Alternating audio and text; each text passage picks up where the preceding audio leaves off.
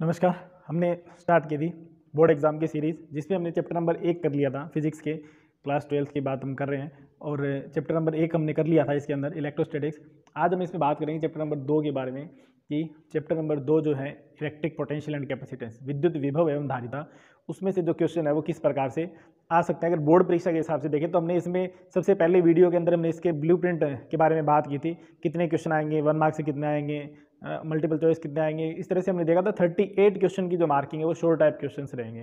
तो इन दोनों चैप्टर से क्या रहते हैं, देखो फर्स्ट बुक के अंदर 3 चैप्टर ऐसे हैं जिनसे लॉन्ग क्वेश्चन आते हैं। 3 पार्ट ऐसे हैं। पहला ये 2 चैप्टर यहाँ से आते हैं, उसके बाद चैप्टर नंबर 4 है एक मैग्नेटिज्म से रिलेटेड, उससे आते हैं। उसके बाद चैप्टर नंबर 7 है विद्युत धारा से रिलेटेड, एसी से रिलेटेड, एसी अल्टरनेटिंग करंट, उससे एक क्वेश्चन आता है। बड़े क्वेश्चन 3 क्वेश्चन जो है वहाँ से आते हैं। बाकी जो पूरी बुक है उसमें शॉर्ट टाइप क्वेश्चन जो है वो रहते हैं। चैप्टर नंबर 2 में भी शॉर्ट टाइप क्वेश्चन पूछे जाते हैं जिनके बारे में बात करेंगे। बहुत ही सिंपल क्वेश्चन है। अगर 5-7 क्वेश्चन हम कर लेते हैं उनको, है ना, बाकी पूरा चैप्टर में नहीं ध्यान है, इतने टाइम में नहीं कर पाए, और अब इस 5-7 क्वेश्चन को भी हम कर लेते हैं तो भी यहाँ से हमें क्वेश्चन मिलने की संभावना पूरी रहेगी। ठीक है, लॉन्ग क्वेश्चन भी इसमें से आते हैं चैप्टर नंबर 1 और 2 से, और शॉर्ट टाइप क्वेश्चन भी आते हैं। हमने बात की थी कि इन दोनों से मिला के जो पेपर आता है वो 7 नंबर का पेपर आता है, 7 मार्क्स का पेपर आता है चैप्टर नंबर 1 और 2 से। चैप्टर नंबर 1 को हमने लास्ट वीडियो में कर लिया, अब बात कर रहे हैं चैप्टर नंबर 2 की। तो इसके अंदर इसका जो पहला पार्ट है वो विभव से रिलेटेड है, फर्स्ट पार्ट विभव। तो यहाँ से एक शॉर्ट टाइप क्वेश्चन जरूर आता है। पिछले सालों में जितने भी पेपर्स है सब में ये क्वेश्चन इससे रिलेटेड आया हुआ है। अब इससे रिलेटेड क्वेश्चन क्या बनते हैं शॉर्ट टाइप क्वेश्चन, उनकी हम बात कर लेते हैं, और उनको हम कर लेंगे तो भी हम बेटर वे के अंदर कर पाएंगे, हर क्वेश्चन जो है वो अटेम्प्ट कर सकते हैं। जैसे सबसे पहला क्वेश्चन आता है विभव की परिभाषा, डेफिनेशन ऑफ इलेक्ट्रिक पोटेंशियल। दूसरा इसी से क्वेश्चन पूछा जाता है कि इसका मात्रक, इसकी यूनिट क्या है। ठीक है, तीसरी बात इसमें ये पूछी जाती है ये राशि कैसी है, वेक्टर है या स्केलर है, अदिश है या सदिश है, क्या है, दोनों में से ये इसमें पूछा जाता है, अदिश या सदिश, वेक्टर है या स्केलर है। तो इनके आंसर्स की भी हम बात कर लेते हैं। तो यहाँ से ये तीनों बातें पूछी जा चुकी है। इन तीनों में से कुछ ना कुछ शॉर्ट टाइप क्वेश्चन एक वर्ड का, एक लाइन का ऐसे आता है। डेफिनेशन पूछे तो डेफिनेशन बता सकते हैं कि इनफाइनाइट से अनंत से किसी भी आवेश को और विद्युत क्षेत्र में लाने में जो कार्य होता है प्रति इकाई आवेश, उसको क्या कहते हैं, विभव कहते हैं। डिफाइन करें तो इसका जो सोल्यूशन है, इसका जो आंसर है वो V = क्या होगा, W/Q, work done at per unit charge, इकाई आवेश के लिए किया गया कार्य। मात्रक की बात करें तो यहाँ से इसका मात्रक देखेंगे तो क्या आएगा, वर्क का मात्रक जूल होता है और इसका मात्रक कूलम होता है। तो मात्रक क्या आ गया, जूल प्रति कूलम। दूसरा कैसी राशि है ये अदिश राशि है, तो इसके बारे में ये अदिश है। एक क्वेश्चन ये पूछा जाता है यहाँ से। दूसरा क्वेश्चन नंबर 2 की अगर बात करें यहाँ से, इसके अंदर और क्या पूछा जा सकता है, तो बिंदु आवेश के कारण विद्युत विभव, due to a point charge, बिंदु आवेश के कारण विद्युत विभव।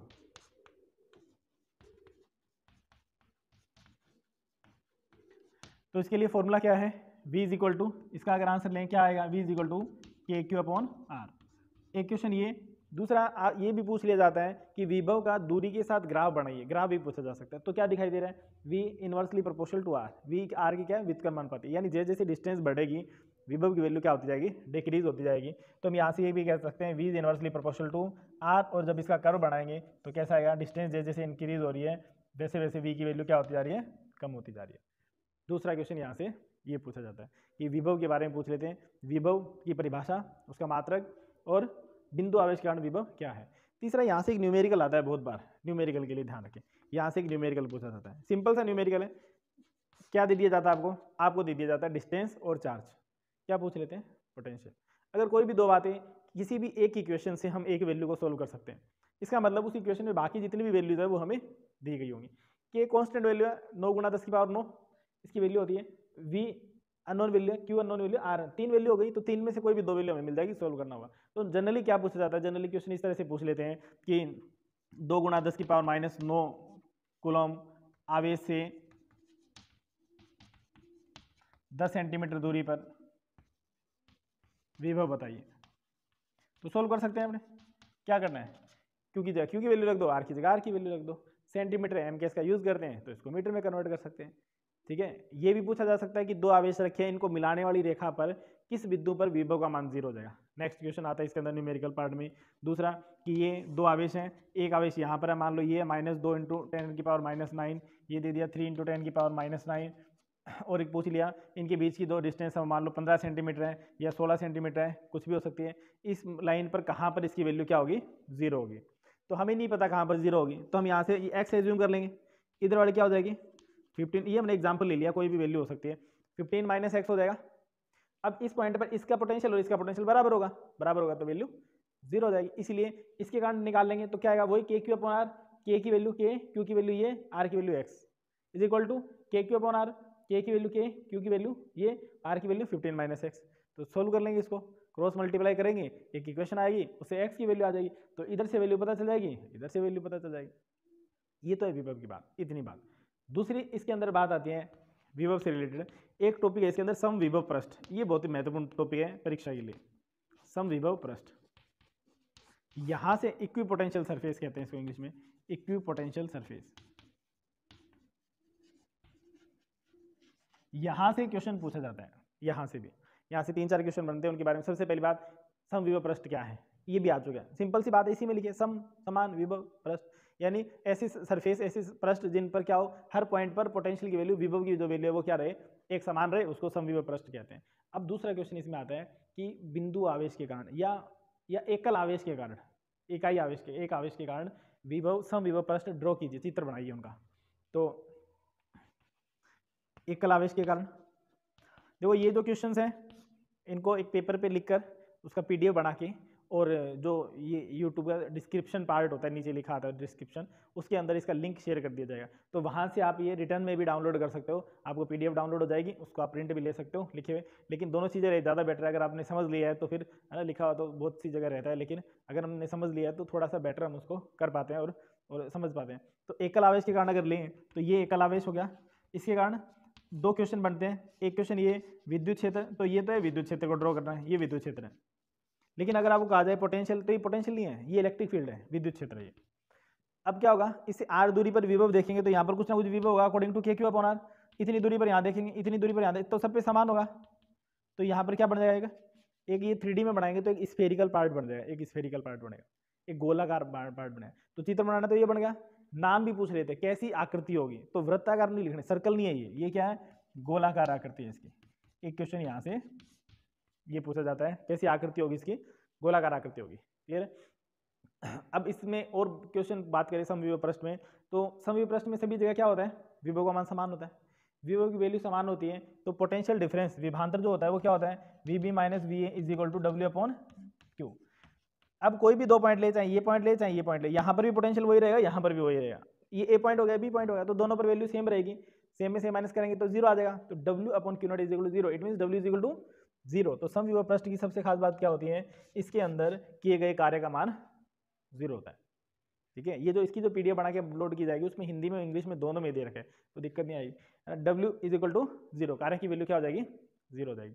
इसका मतलब क्वेश्चन 2 तरह से आते हैं। पहला क्वेश्चन क्या पूछा जाता है, समविभव पृष्ठ में किसी आवेश को एक पॉइंट से दूसरे पॉइंट तक लेके जाना है तो कितना काम होगा, कितना कार्य किया जाएगा, तो हमें आंसर क्या लिखना है, 0। दूसरा क्वेश्चन क्या आता है कि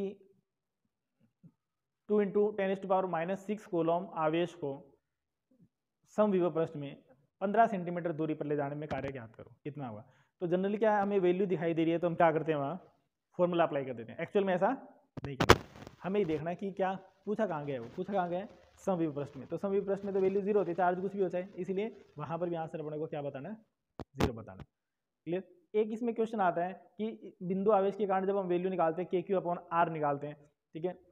और एक टॉपिक इससे रिलेटेड पढ़ते हैं विभव से रिलेटेड कि गोलीय कोश के कारण विभव, गोलीय कोश के कारण, तो उसमें हम एक चीज निकालते हैं, वो क्या है कि उसकी सतह पर जो विभव है वो भी उतना ही होता है जितना उसके अंदर होता है, यानी सतह पर जितना होगा अंदर भी कांस्टेंट रहेगा, पोटेंशियल की वैल्यू वही रहेगी।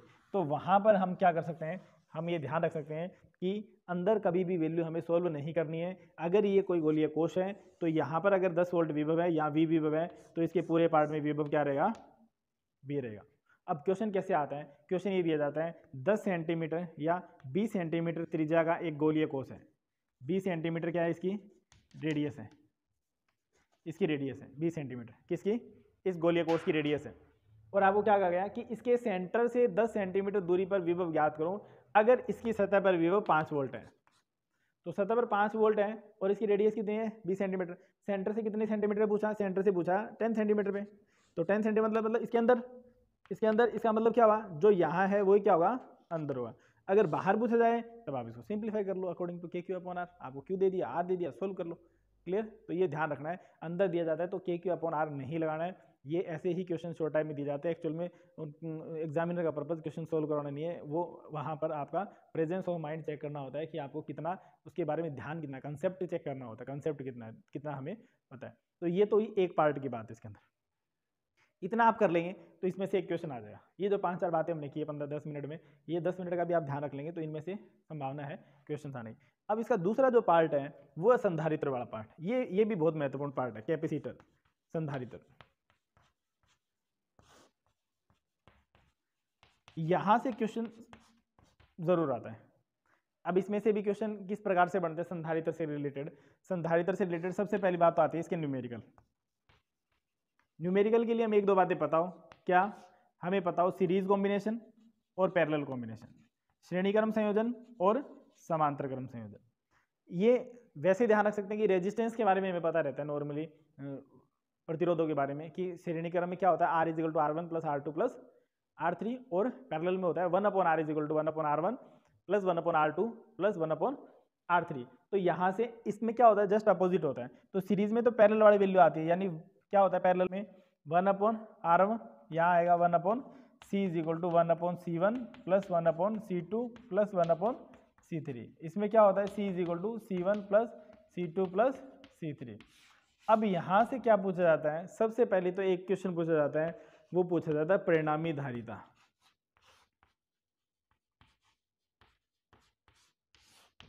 परिणामी धारिता, परिणामी धारिता का मतलब है अगर 2 संधारित्र लगे हुए हैं, 4 लगे हुए हैं, 3 लगे हुए हैं, उनको हटाकर 1 लगाना हो तो उसकी वैल्यू क्या होगी, इसका मतलब ये है सिंपल। तो उसके लिए हमें कॉम्बिनेशन पता हो। क्वेश्चन देखो कैसी भी डायग्राम आ सकते हैं, हमें सिंपल 1-2 चीज़ें ध्यान रखनी है कि कैपेसिटर में पैरेलल क्या होता है, सीरीज क्या होता है। पैरेलल का मतलब होता है एक तरफ के कॉर्नर एक पॉइंट पे कनेक्ट हो जाए, इधर के कॉर्नर एक पॉइंट पे कनेक्ट हो जाए, तो ये पैरेलल कॉम्बिनेशन है। सीरीज का मतलब जैसे चेन होती है वैसे कड़ी से कड़ी, आगे से आगे एक कैपेसिटर लगा है, इसके आगे अगला लगा है, उसके आगे फिर अगला लगा है, उसके आगे फिर अगला लगा है, इस तरह से आगे से आगे कनेक्टेड है, तो वो सीरीज कॉम्बिनेशन होता है। ठीक है, अब क्वेश्चन कैसे दे देते हैं, इस तरह से दे देते हैं इसके अंदर क्वेश्चन। जैसे मान लो एक कैपेसिटर ये, एक कैपेसिटर ये, वैल्यू आप कोई भी ले सकते हैं,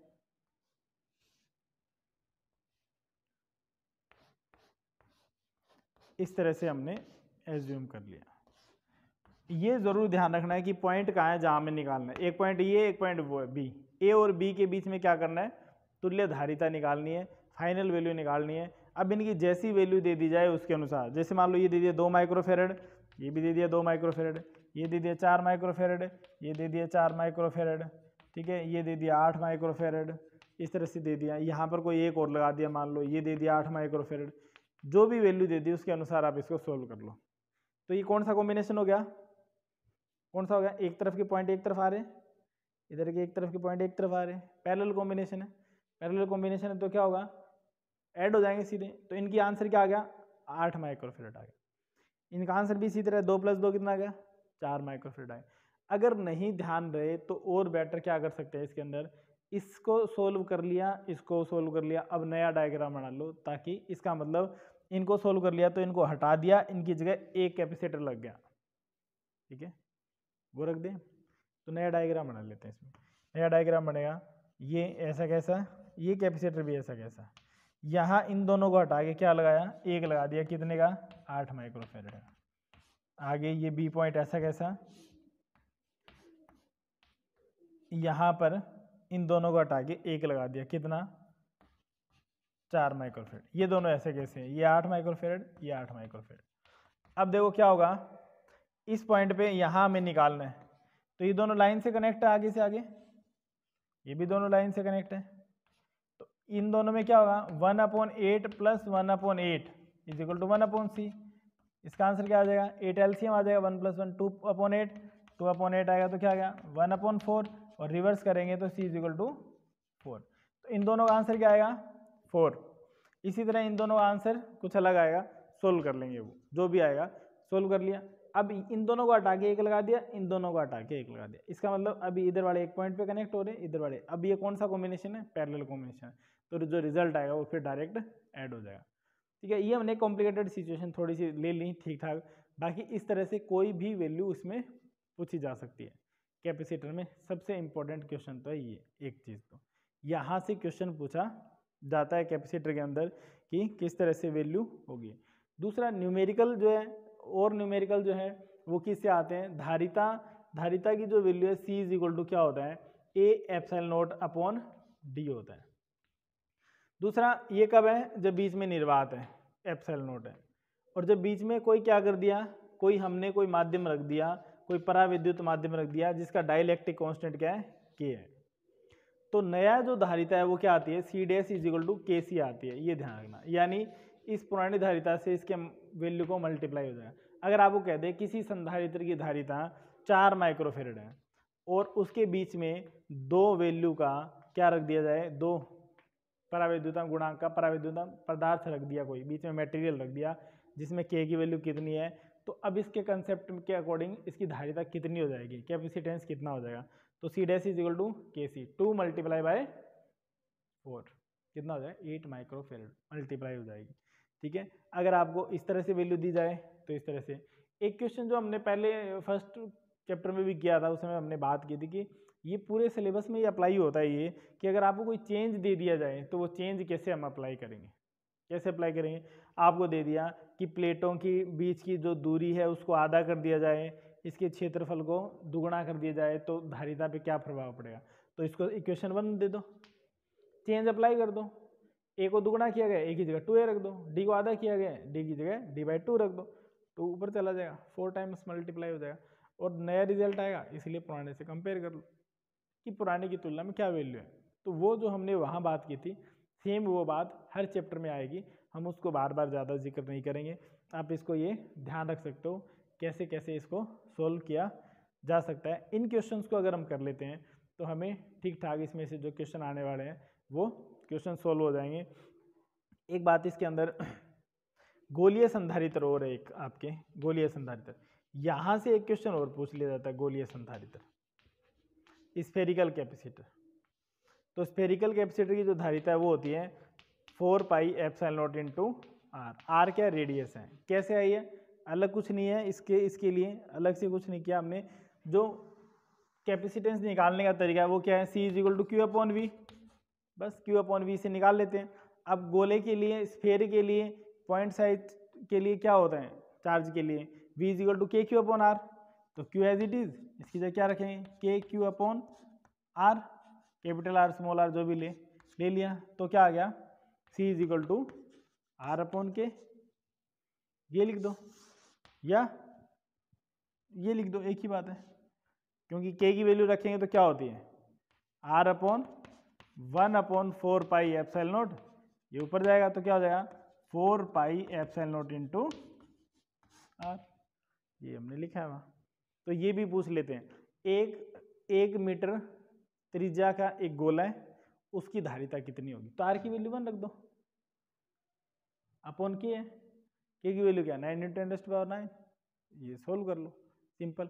या ये पूछ लें 1 फेरेड धारिता के लिए कितनी त्रिज्या होनी चाहिए, तो C की वैल्यू 1 दे दी, R की निकालनी है, इधर चली जाएगी 1/4 पाई एप्सिलॉन नॉट, क्या होता है 9 × 10⁹, तो 9 × 10⁹ मीटर अगर उसकी त्रिज्या है तो उसकी कैपेसिटेंस कितना हो जाएगा 1 फेरेड हो जाएगा। ये तो इसके शॉर्ट टाइप क्वेश्चंस की बात। अब बात करते हैं इसके लॉन्ग टाइप क्वेश्चंस के लिए। लॉन्ग टाइप क्वेश्चन के लिए आप कैपेसिटर को याद कर लें, यहाँ से क्वेश्चन आ जाता है। इसमें क्या क्या, कैपेसिटर का सिद्धांत एक बात, दूसरी बात आती है इसका श्रेणी क्रम और समांतर क्रम का संयोजन, तो तीसरा इसमें अगर कोई प्लेटें हैं समांतर प्लेट संधारित्र, उसके बीच में कोई मीडियम रख दिया, पराविद्युतांक पदार्थ रख दिया, तो फिर जो नई धारिता आएगी उसके लिए व्यंजक क्या होगा, CDS के लिए फॉर्मूला डेराइव करना, एक वो डेरिवेशन। यानी कैपेसिटर से रिलेटेड 2-3 बातें आप कर लें, इसका सिद्धांत, श्रेणी समांतर क्रम संयोजन, और अगर बीच में पराविद्युत पदार्थ रखा है तो उसके लिए धारिता क्या होगी, एक वो। एक इस चैप्टर में विभव से रिलेटेड एक टॉपिक है कि R θ अगर कोई द्विध्रुव है -Q + Q, बीच की कुछ डिस्टेंस है 12L जो भी मानते हम, यहाँ से कितनी भी दूरी पर P पॉइंट है उसका जो वैल्यू है वो आर थीटा है। आर का मतलब इसकी डिस्टेंस है, थीटा का मतलब इसका एंगल है। कहाँ से? इसके मिड पॉइंट से एंगल है।